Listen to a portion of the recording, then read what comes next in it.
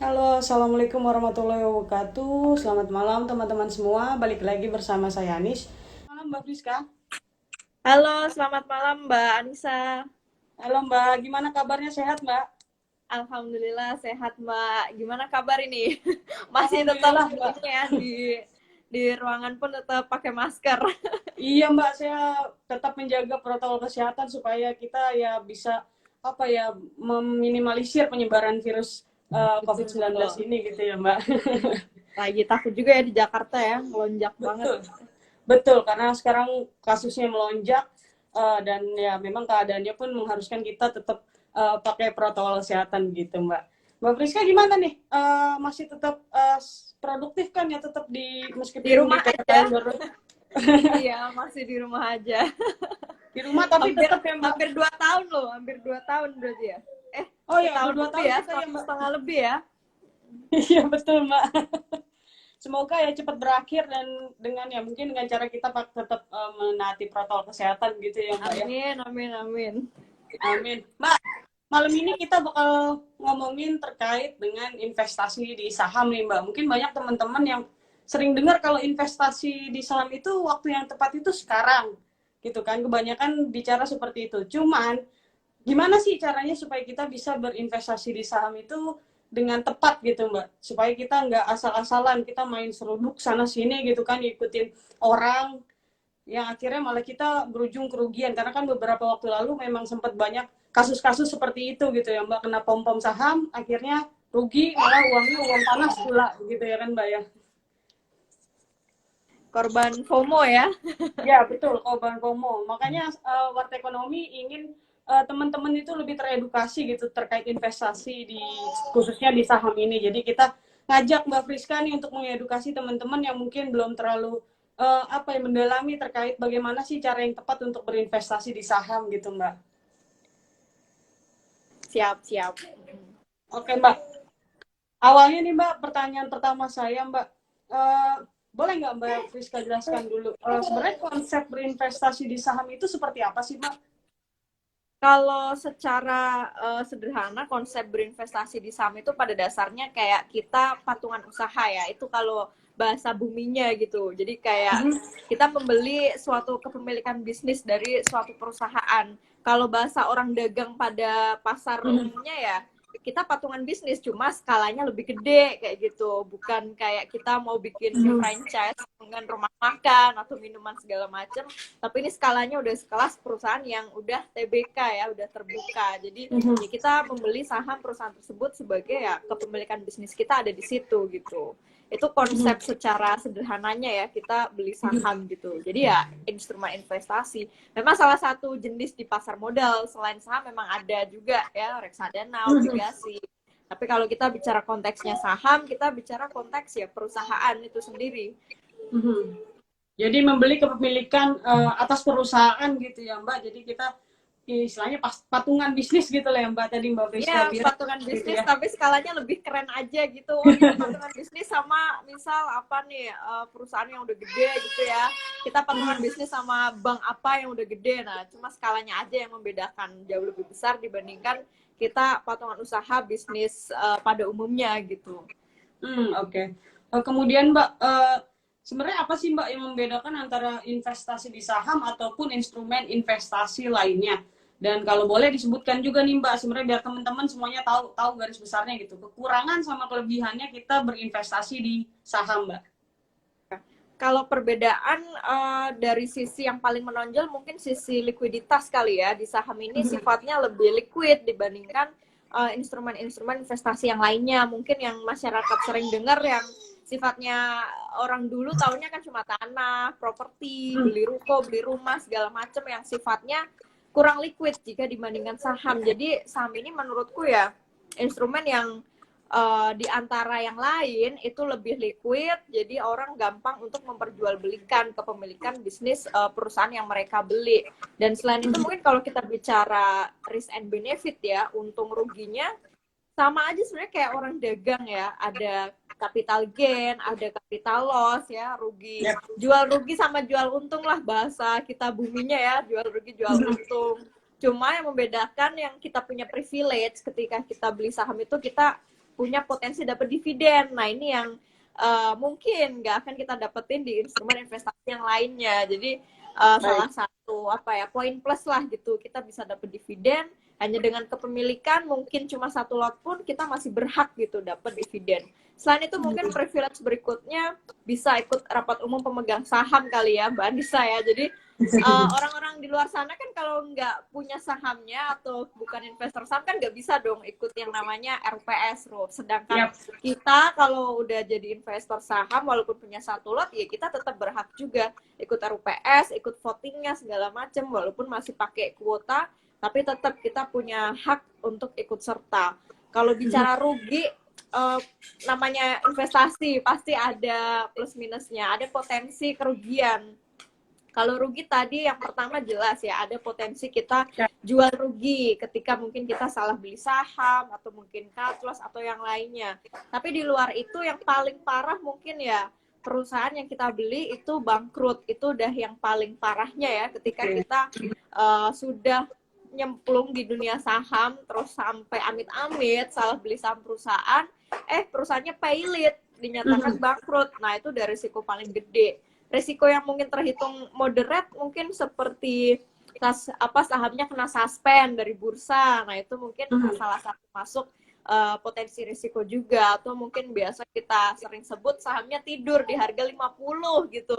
Gocapan gitu ya Mbak. Iya, gocapan susah bangun atau bahkan nggak bangun-bangun. Nah, kayak gitu juga potensi risiko juga ketika kita amit-amit salah beli ini saham perusahaan. Itu mungkin plus minusnya di situ Mbak Anissa.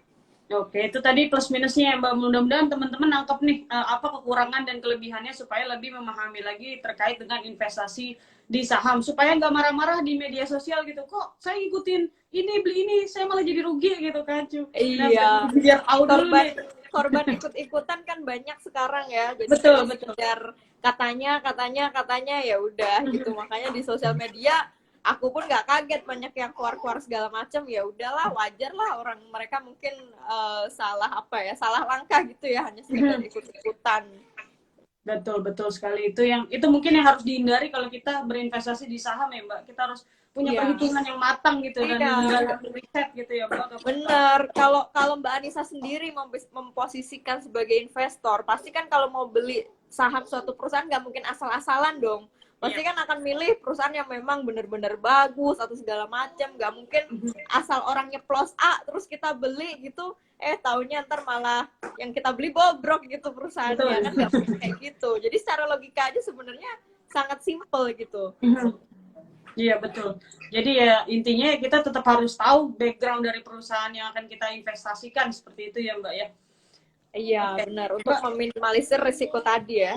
Oke, ya betul sekali Mbak. Kemudian Mbak, sebenarnya selain saham mungkin ada nggak sih Mbak produk investasi lain Mbak yang berkaitan dengan saham? Tadi mungkin Mbak sudah sebutkan dengan reksadana gitu kan Mbak. Mungkin ada produk investasi lain yang mungkin teman-teman harus ketahui nih untuk ketika mau berinvestasi di pasar modal gitu Mbak. Terus kemudian Mbak, sebaiknya investor pemula ini memulainya dari instrumen investasi yang mana dulu nih Mbak untuk mengenal investasi saham di pasar modal ini Mbak?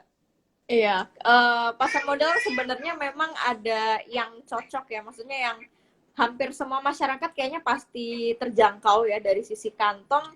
Saham masih terjangkau, reksadana masih terjangkau, obligasi pun aku rasa masih cukup terjangkau buat masyarakat luas. Dan ada satu produk lagi namanya Exchange Traded Fund, ETF, itu juga masuk kategori instrumen pasar modal juga, yang menurutku juga bisa dijadikan instrumen investasi teman-teman investor pemula yang mungkin mereka masih belum berani terjun langsung di saham. Jadi kalau nggak reksadana, mungkin ETF. ETF ini semacam reksadana gaya baru kalau kita nyebut ya, reksadana yang lebih modern karena diperdagangkan sama persis seperti saham. Jadi kita bisa beli satuannya pakai lot. Kalau reksadana biasa mungkin kita beli pakai unit ya satuannya. Nah, kalau ETF ini dari aplikasi yang sama, kita ya selayaknya kayak kita beli saham, tapi yang kita beli adalah reksadana. Jadi mungkin itu bisa jadi opsi buat teman-teman pemula yang mau melakukan diversifikasi atau mau menjadikan itu instrumen awal sebelum mereka terjun ke instrumen yang lebih fluktuatif atau lebih volatil. Oke, jadi mungkin bisa diawali dengan masuk ke ETF gitu ya Mbak ya?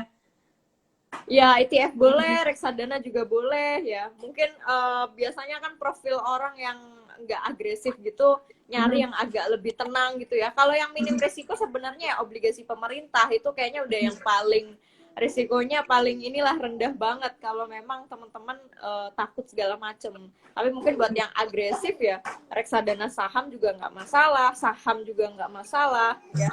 Senyamannya teman-teman lah, karena kalau kita investasi kan harus nyaman ya, kalau nggak nyaman berarti bukan investasi gitu, mungkin sedang berspekulasi kalau nggak Iya. nyaman.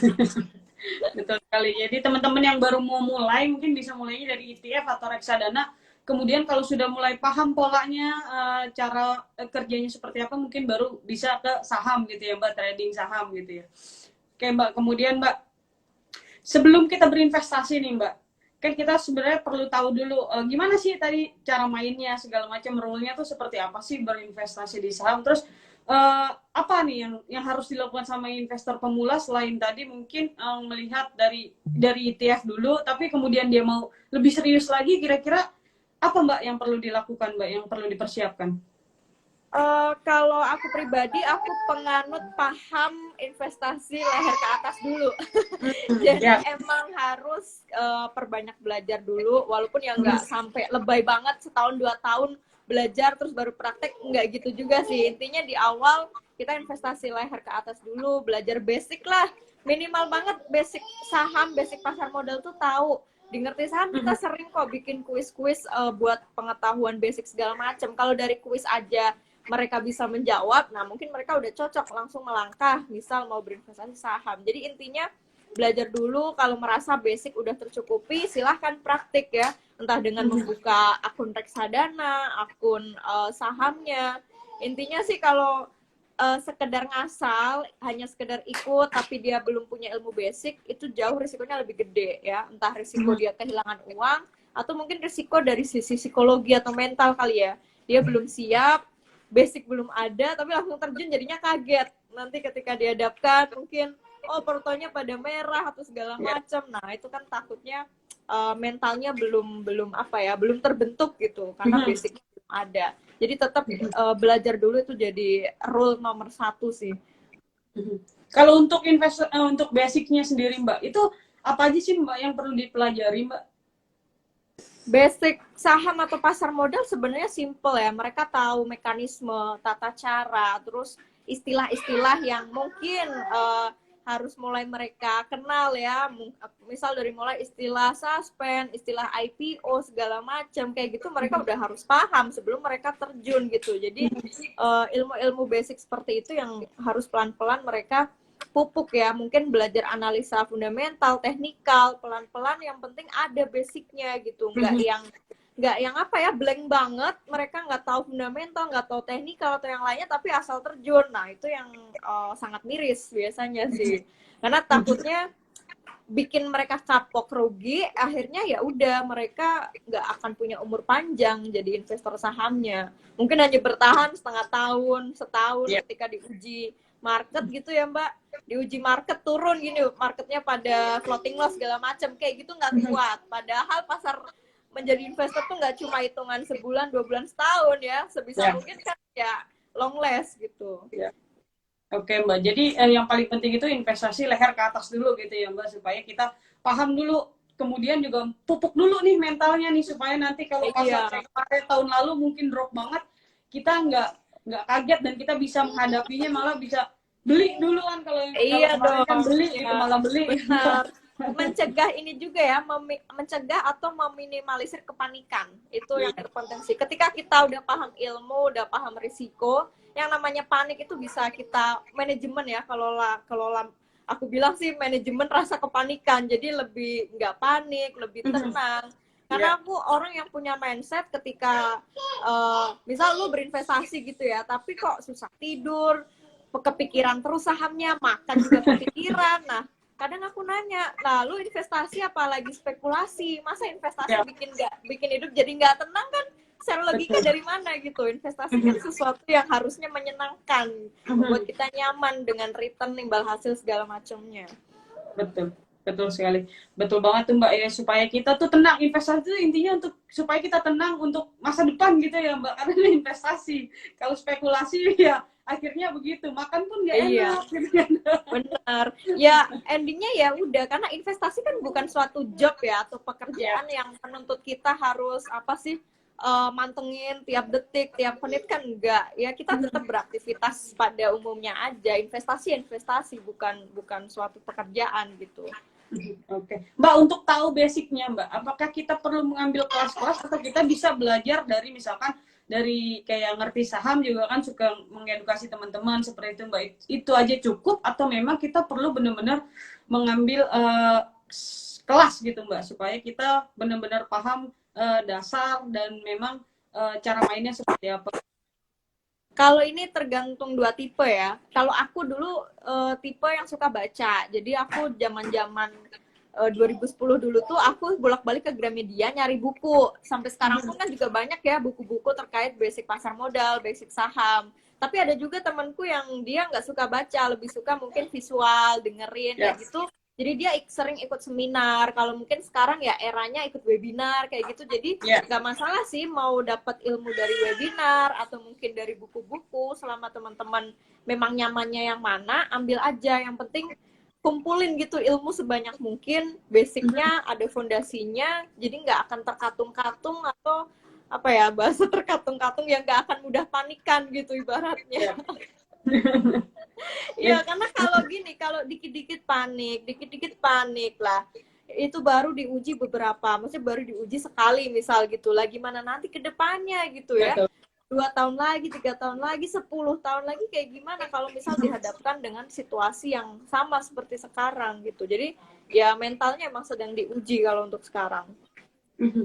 Betul betul sekali Mbak. Kalau bisa dibilang tadi kan Mbak bilang kalau kita investasi itu kan harusnya kita memang untuk mungkin jangka yang panjang gitu ya Mbak. Bukan kalau spekulasi mungkin bisa trading gitu ya, trader jatuhnya ya Mbak. Enggak, trading pun juga investasi, tapi yang time frame-nya jangka pendek ya. Kalau spekulasi itu beda dengan trading. Maksudnya, kalau trading yang mereka emang belajar analisis teknikal, ya mereka nggak berspekulasi. Memang ada ilmunya gitu yang ngebantu mereka untuk menentukan. Tapi kalau spekulasi itu ya mereka nggak paham teknikal, nggak paham fundamental, mungkin asal sekedar ikut rekomendasi. Nah, itu mungkin yang lebih menjurus ke spekulasi atau para spekulan-spekulan ini. Terus biasanya Mbak kalau jangka waktunya ada nggak sih Mbak kalau untuk investasi di saham ini? Kira-kira buat teman-teman nih gambarannya, kira-kira kalau kita investasi di saham, ya mungkin apa ya returnnya yang bisa kita dapatkan itu paling tidak berapa lama gitu Mbak? Kalau jangka waktu nggak ada angka ideal ya, karena kan tiap perusahaan pasti beda-beda. Ada yang dalam jangka waktu lebih dari 5 tahun baru menghasilkan return yang luar biasa. Ada yang dalam jangka waktu setahun 2 tahun aja performanya udah luar biasa bagus. Tapi kuncinya satu sih, kalau memang kita niatnya mau investing dan kita mau ngejar passive income-nya saham, yaitu dividen, ya udah sih tinggal kumpulin aja terus kayak bikin lumbung padi ya, tapi kita bikin lumbung saham gitu. Jadi kita kumpulin aja terus lot demi lot ya, sampai mungkin terkumpul sekian banyak lot sampai bisa menghasilkan passive income atau dividen yang sekiranya udah cukup gitu, misal membiayai kehidupan sehari-hari kita. Itu kan mimpi besarnya para investor kan kebanyakan ke sana. Tapi beda cerita mungkin teman-teman yang investasinya mungkin short term trading, mid term, yaitu harus sesuai dengan trading plan mereka masing-masing. Intinya nggak ada jangka waktu atau aturan ya, megang saham itu harus setahun, harus sebulan, nggak ada ya. Kita investor sih fleksibel aja gitu. Kalau memang dirasa profitnya udah cukup, mau jual dulu silahkan, kan bisa beli lagi kapan aja. Kalau dirasa nggak usah deh, lagi nggak butuh duitnya juga, toh buat nanti kayaknya masih persiapan dana pensiun misal, atau buat dana pendidikan anak, ya udah biarin aja juga nggak apa-apa. Jadi fleksibel aja, nggak usah yang apa ya, nggak usah terlalu kaku gitu, karena nggak ada intervensi dari manapun kan. Jadi semuanya disesuaikan sama kebutuhan kita sendiri gitu ya Mbak. Benar, sama kebutuhan dan tujuan dari investasi itu apa gitu. Oke Mbak. Kemudian Mbak, kalau misalkan Mbak ada pertanyaan seperti ini, misalkan kalau saya berinvestasi di saham untuk sekolah anak, itu bisa nggak sih Mbak?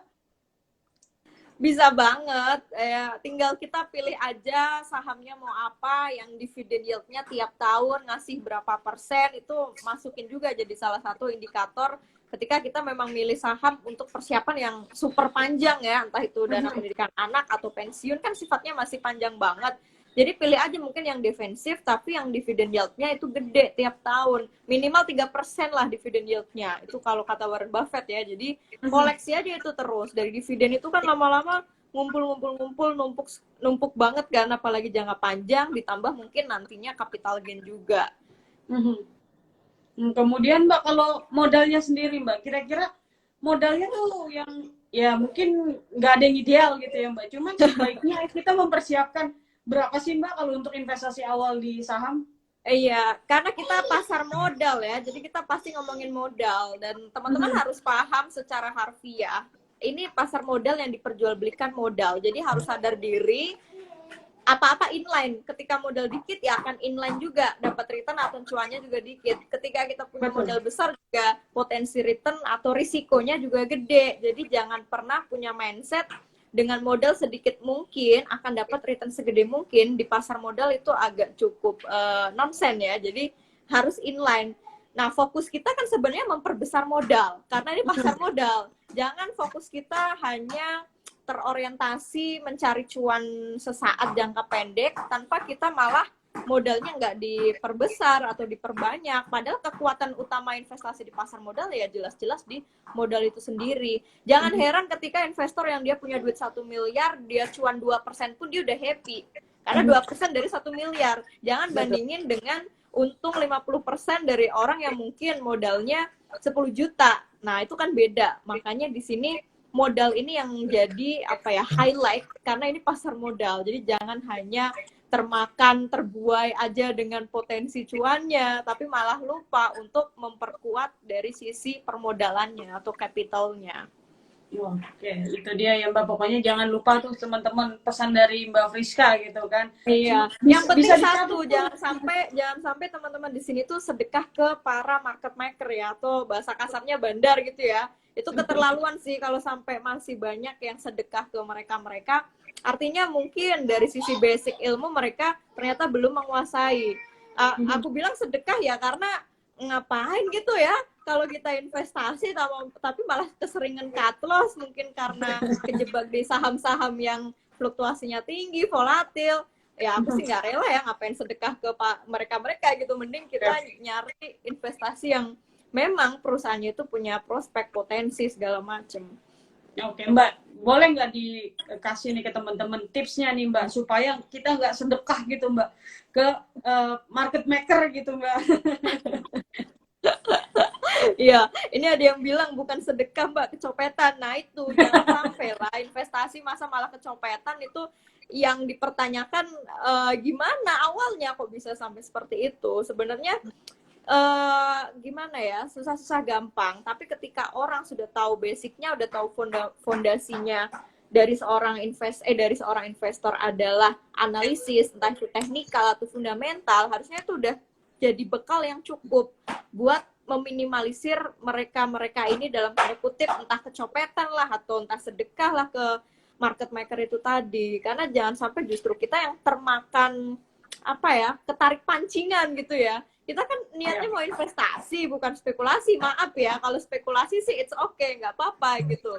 Tapi karena kita niatnya mau invest, ya kita seharusnya bisa berpikir secara logik. Kita akan beli atau pilih saham-saham perusahaan yang memang punya potensial upside-nya ada berdasarkan dari mungkin kinerjanya, terus didukung juga teknikalnya mungkin oke, misal buat yang trading. Jadi dari situ aja kita udah bisa meminimalisir ya. Jangan sampai lah ini duit-duit kita masa iya kita terus-terusan gitu mau kecopetan, ya harus ada yang evaluasi ya. Kalau sampai keseringan mengalami hal kayak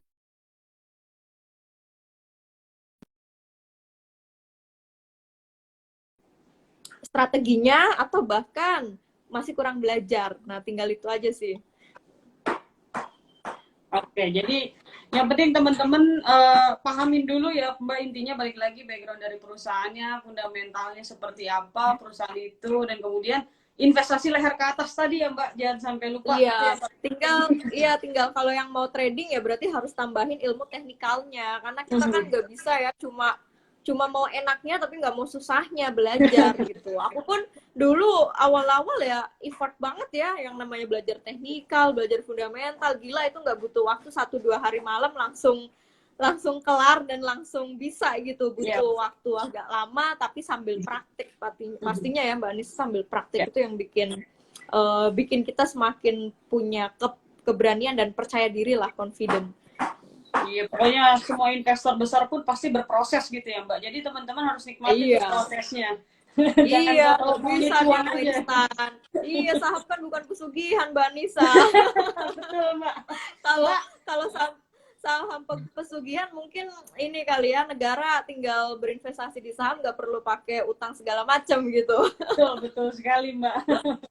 Baik Mbak, ini saya kan tadi buka sesi tanya jawab sama teman-teman Mbak.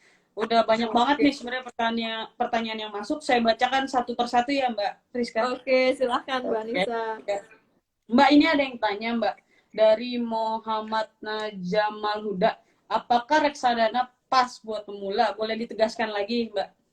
Eh, pas-pas aja pastinya ya, namanya juga instrumen investasi yang reksadana itu risikonya cenderung lebih di bawahnya saham lah. Jadi kalau buat pemula cocok ketika mereka belum berani langsung terjun di saham. Kalaupun udah jadi investor saham terus mau punya reksadana juga cocok-cocok aja buat bentuk diversifikasi. Yang penting jangan reksadananya saham juga gitu. Ketika udah beli saham ya kalau bisa diversifikasinya beda, entah reksadana pasar uangnya atau mungkin ambil yang reksadana campuran atau obligasi. Intinya jangan sesama jenis ya, saham terus reksadana juga saham. Jadi cocok-cocok aja, nggak masalah. Nanti ketika udah mulai dapat flow-nya, volatilitas di reksadana saham nih misal, terus mau terjun langsung di saham, nah itu biasanya lebih enak juga. Cuma dulu aku pertama kali kena langsung saham, jadi aku dulu malah langsung mulainya dengan saham langsung. Langsung ya Mbak, langsung masuk ke intinya gitu ya Mbak. Iya, ya tapi memang harus butuh ini ya, basic fondasinya harus kuat banget. Betul, betul sekali Mbak. Mbak, kalau apa ya? Kalau dari kita sendiri Mbak, kalau tadi Mbak bilang kan reksadana bisa juga buat pemula gitu ya Mbak. Tadi juga Mbak bilang juga ETF juga mungkin bisa dipakai ya Mbak untuk pemula juga ya. Ya, ETF juga bisa. Mungkin di Indonesia masih kurang familiar ya untuk instrumen exchange traded fund ini. Walaupun kalau di Amerika itu jumlah ETF udah sampai ribuan, di kita kalau nggak salah baru 47. Tapi mungkin ya kalau kita mencontoh seperti negara maju Amerika, ETF ini akan cukup berkembang pesat jika dari sisi regulator pun nanti akan mengembangkan. Potensinya sih harusnya besar juga nanti di masa depan, tapi nggak tahu kapan. Iya. Ini juga ada pertanyaan nih Mbak, saya nyambung Mbak, karena dia tanya dari Agus_Triono08, ETF di Indonesia gimana ke depannya Mbak? Kok nggak sama kayak ETF di luar negeri? Tadi dia bertanya seperti itu. Mungkin Mbak Priska mungkin bisa memberi gambaran lebih detail lagi Mbak terkait ETF mungkin Mbak. Kalau ini aku dulu juga sering nanya ini ke tim Bursa Efek yang bagian itu ya, produk ETF. Kalau ditanya prospeknya gimana, banyak yang bilang ETF ini adalah ya salah satu produk masa depannya pasar modal Indonesia juga gitu. Karena mengingat kita mengikuti negara maju seperti Amerika. Kalau sekarang mungkin baru 47 jenis ETF, ya someday kita nggak ada yang tahu, bisa jadi mungkin akan ribuan juga seperti halnya di Amerika sana. Jadi bisa kebayang dari sisi potensi, kemungkinan pastinya kalau mencontoh negara yang udah sukses dengan ETF, harusnya kita bisa mengikuti juga. Jadi teman-teman mungkin bisa mulai diversifikasi juga ya Mbak, portofolio investasinya mungkin ke ETF juga gitu ya Mbak. Ya, ini kalau ada yang nanya ETF itu apa, teman-teman searching aja exchange traded fund, yaitu reksadana yang diperdagangkan sama seperti saham. Belinya minimal 1 lot. Oke, itu sudah ada ya Mbak di beberapa sekuritas juga ya Mbak ya? Hampir di semua sekuritas sudah ada. Jadi ketika teman-teman beli saham, ya di aplikasi itu juga bisa beli ETF. Tinggal ngetik kodenya aja apa ETF-nya.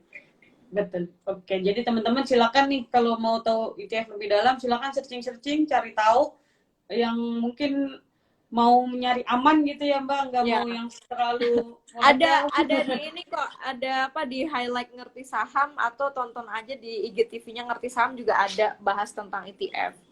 Oke, bisa dilihat di situ ya Mbak. Oke Mbak, kemudian Mbak ada yang nanya nih Mbak tentang saham nih Mbak, tapi sahamnya friend. Kayaknya tadi ada beberapa pertanyaan nanya, gimana nih saham friend, bakal turun atau naik nih kira-kira Mbak Friska? Wah, kalau itu aku nggak ngikutin ya, dan harus cek dulu, jadi nggak bisa ngasal ngomong nih aku. Jadi mungkin teman-teman cek dulu aja kali ya teknikalnya, kalau kalau ditanya dalam jangka waktu tertentu naik apa enggak, itu harus cek analisa teknikalnya sih. Jadi aku belum bisa komen banyak daripada salah ngomong. Betul Ya, Mbak, di daripada media sosial kan sekarang rawan ya, salah ngomong dikit betul. terjadi hujatan atau segala macam. Jadi mending kalau kita merasa ini no comment aja dulu. Siap. Jadi teman-teman bisa cek sendiri ya Mbak untuk friend gimana prospek ke depannya ya. Iya, Bisa kalau dianalisa udah sendiri ada ya. kalau udah ada ilmu basic teknikal, nah coba diterapin. Dari situ nanti bisa baca arahnya kemana saham-saham yang teman-teman pengen analisa. Oke, siap. Mbak, ini ada yang bertanya lagi nih sesuai dengan tema kita. Kak, kalau mau awal investasi saham gimana? Apakah pakai aplikasi seperti yang salah satunya mungkin Ajaib gitu atau seperti apa? Boleh dijelaskan nggak nih Mbak Friska? Yang jelas iya harus melalui perantara ya. Perantaranya itu kan perusahaan sekuritas. Nah, perusahaan sekuritas itu kan di Indonesia kalau nggak salah ada 120 sekian ya. Ada banyak lah. Nah, teman-teman tinggal pilih aja dari 120 lebih sekuritas yang ada, sekiranya mana nih yang cocok sesuai kebutuhan teman-teman. Karena beda-beda. Ada yang mereka kebutuhannya pengen trading. Jadi mereka cari perusahaan sekuritas yang mungkin dari sisi chartingnya atau grafiknya itu lengkap banget. Tapi buat pemula rata-rata mereka nyari fitur yang simple. Ya udah, cari aja perusahaan sekuritas yang fiturnya itu user friendly buat pemula, cara bacanya gampang, nggak ribet segala macam. Jadi sesuaikan aja dengan kebutuhannya masing-masing. Karena semua sekuritas pada dasarnya sama aja gitu. Yang beda paling apa sih? Fee-nya doang kali ya, fee adminnya, administrasi, terus fee beli jualnya doang yang beda-beda. Selebihnya sih fungsinya sama, intinya buat transaksi kita beli jual saham. Oke. Oke, itu pokoknya teman-teman bisa dipilih ya sekuritas mana yang memang cocok sama teman-teman nih. Yang bisa Yeah. mengaplikasikannya di mungkin kan beda-beda tampilannya juga ya Mbak. Mungkin kita nyamannya Betul. sama yang mana seperti itu ya Mbak. User interface-nya kan beda-beda semua ya. Iya, betul. Mbak ada pertanyaan lagi nih Mbak dari BN Gunawan, saham yang nggak ada utang bank atau ribanya ada nggak?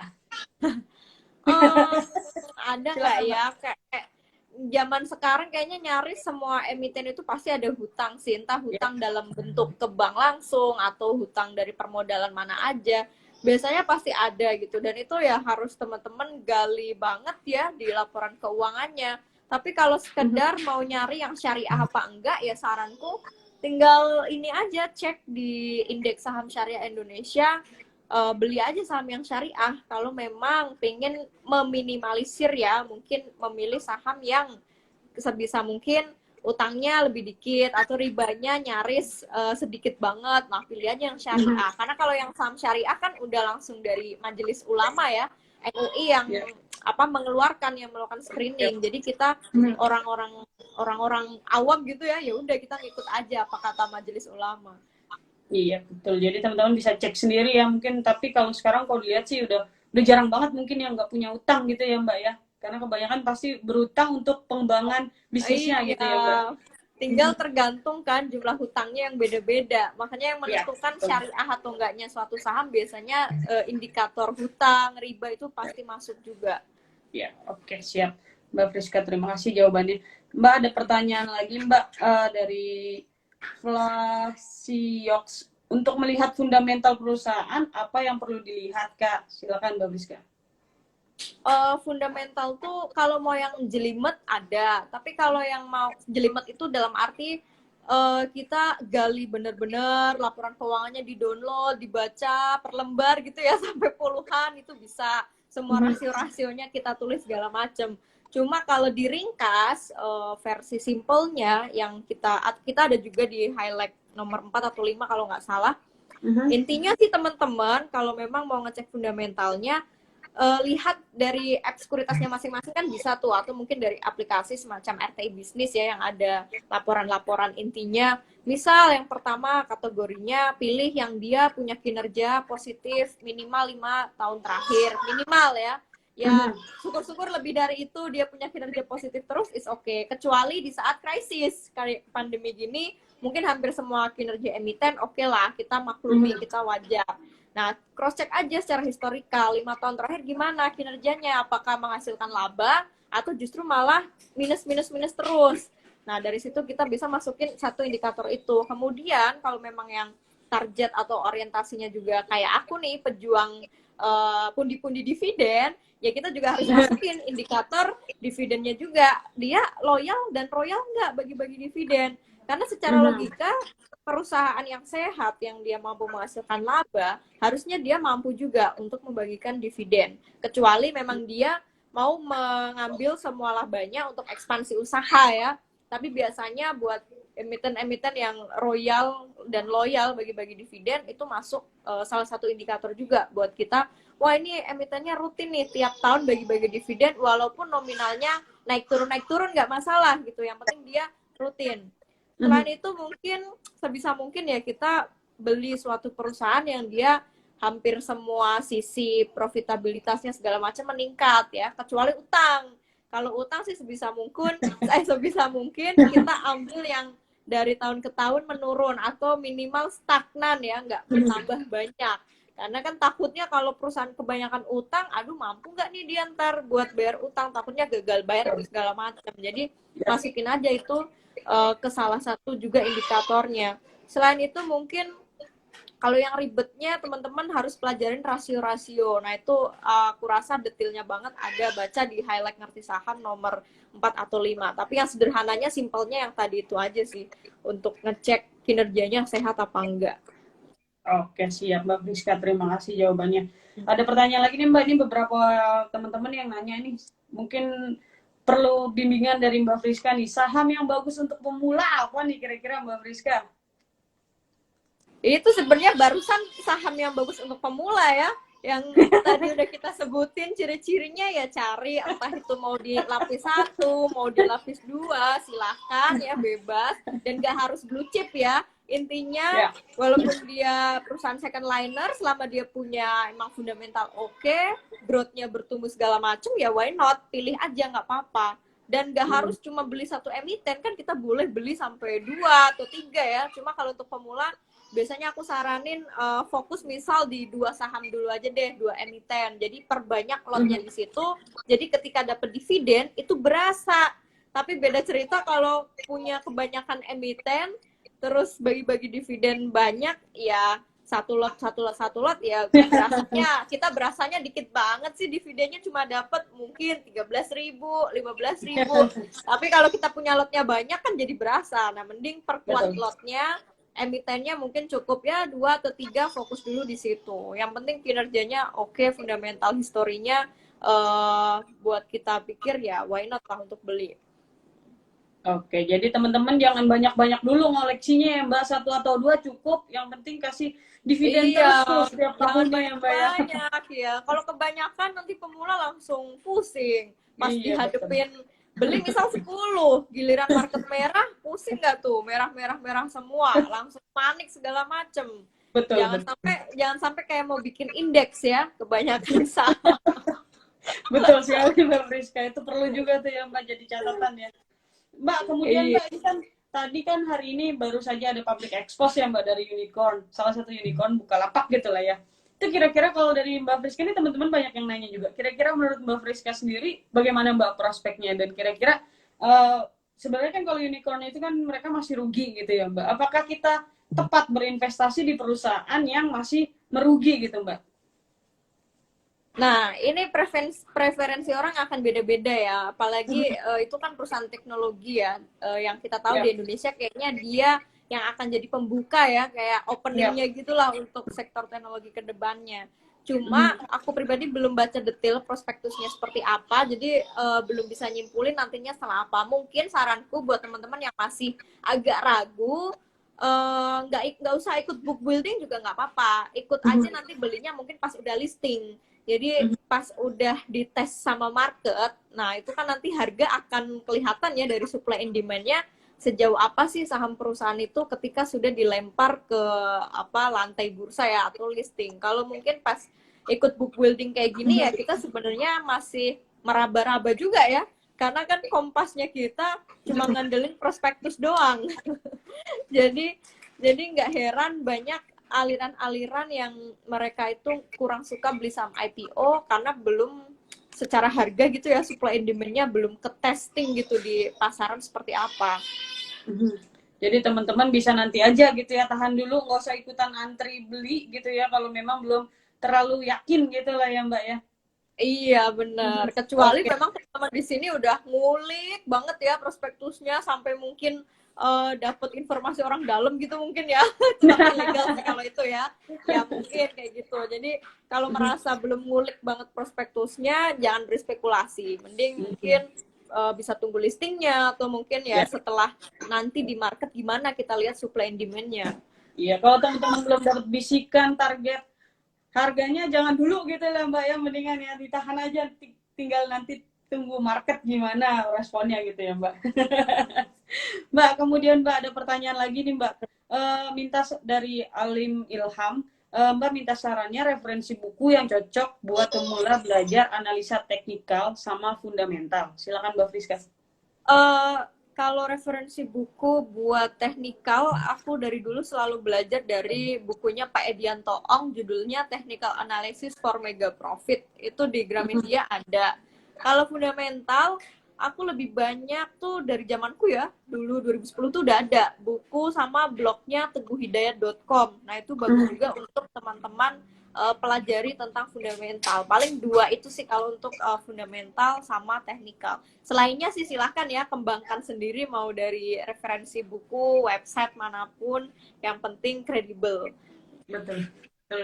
Jadi teman-teman bisa dari mana aja, tapi tadi Mbak Friska ada 2 buku yang direkomendasikan, nanti teman-teman bisa cek lagi. Kalau yang ketinggalan nanti ini live-nya kita simpan di Warta Ekonomi, nanti mungkin bisa diulangin lagi kalau ada yang kelewatan nih tadi obrolan kita sama Mbak Friska gitu kan, karena banyak banget nih ilmunya nih, jadi teman-teman bisa dicek lagi di IG Iya. story Warta Benar. Ekonomi. Kalau sekarang banyak banget kok ya buku-buku, terus apa sih buklet-buklet segala macem.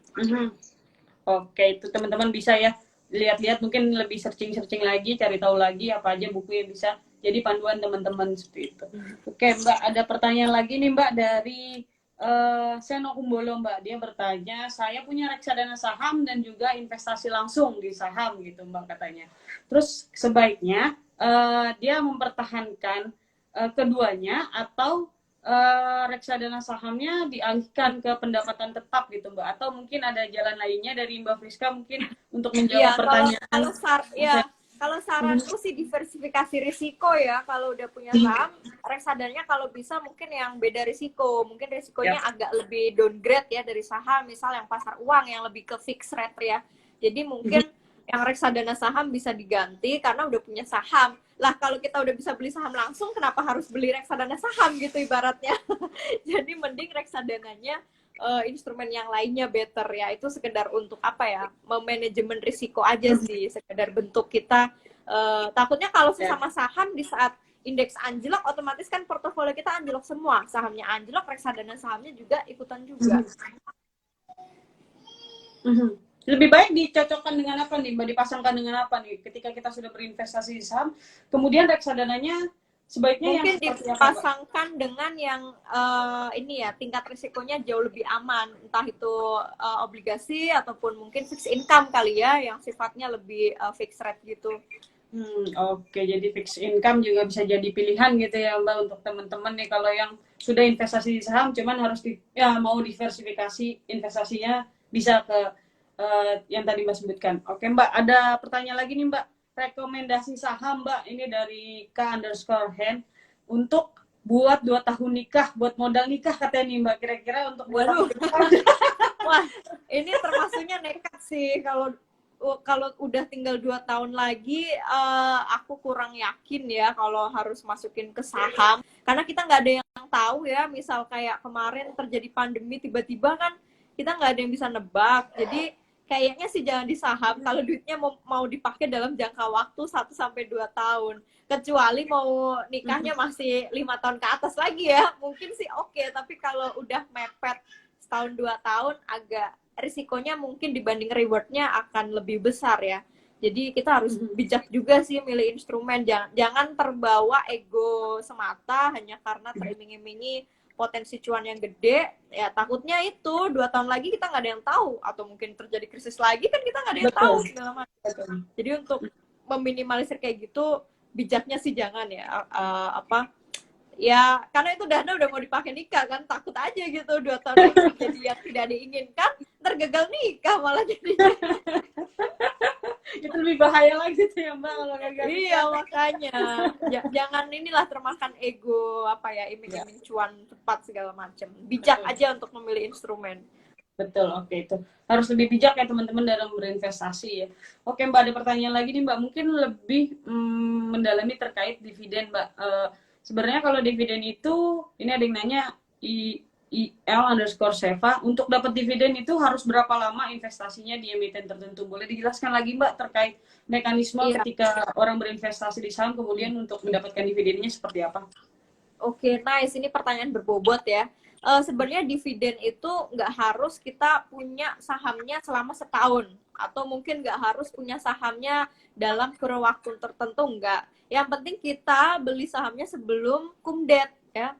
Jadi kan nanti tiap ada informasi tuh dari entah media atau aplikasi perusahaan sekuritasnya teman-teman, pasti kan ada info tuh kumdetnya tanggal berapa. Nah, belilah sebelum tanggal kumdet itu kalau mau amannya, kalau mau dapat dividennya. Misal kumdetnya besok Senin, kita hari Jumat ini baru beli, ya kita masih tetap dapat dividen. Padahal kan kita cuma pegang baru 1 hari misalnya sahamnya, tetap kita berhak dapat dividennya. Jadi nggak harus dari setahun sebelumnya atau harus dari sebulan sebelumnya, itu enggak.